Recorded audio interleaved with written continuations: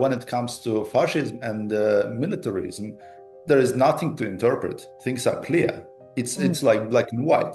80 years ago, the World Anti-Fascist War swept across Asia, Europe, Africa, and Oceania. More than 100 million soldiers and civilians were killed or wounded, with China alone suffering over 35 million casualties. Under the fascist iron heel of Japanese aggressors, the land of China was left in ruins, and its people were devastated. China fought Japanese aggression for 14 long years, from 1931 all the way to 1945. Millions of soldiers and civilians suffered and died. Entire cities were occupied, and the country endured unimaginable hardship. For China, the war wasn't just about global strategy. It was about survival, sovereignty, and national identity.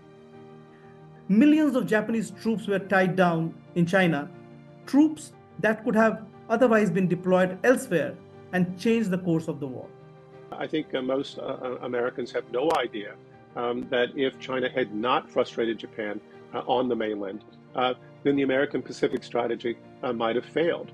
The U.S. might not have captured Tinian Island and then been able to use it for bombing raids over Japan, raids that were also supported by the Chinese side, which often protected U.S. airmen who couldn't return to base, but instead landed in China. 80 years ago, every drop of blood shed by the Chinese people was for the survival and progress of the nation and for peace and freedom across the world.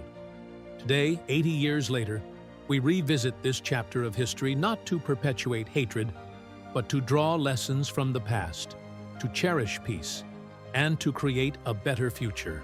Crimes and punishments, right? That should be said, it should be in every textbook, and we should know what happened.